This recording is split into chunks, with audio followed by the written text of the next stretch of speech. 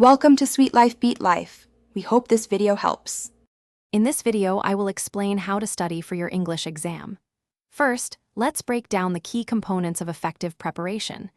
It's crucial to understand your exam structure and the types of questions you'll face.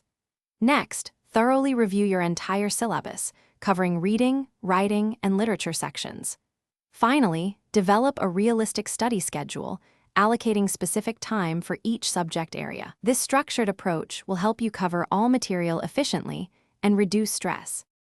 Now, let's focus on each section. For reading comprehension, practice daily with various passages to improve speed and accuracy.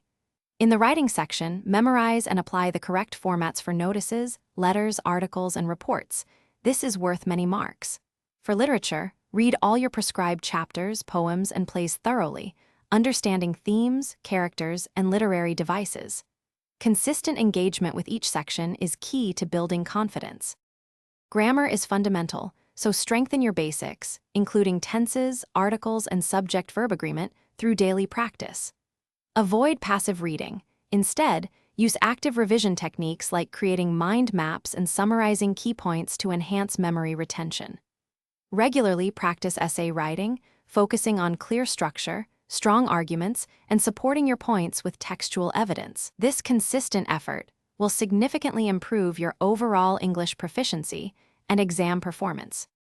For final preparation, solve previous year's question papers and sample papers under timed conditions to simulate the actual exam. Pay close attention to word limits for all answers and practice effective time management to complete the paper. On exam day, stay calm, read instructions carefully, and present your answers neatly. Remember to check the description below for a link to an insightful book and other helpful resources. A well-prepared mind and a strategic approach will lead to success. Thanks for watching. Consider subscribing if we helped you.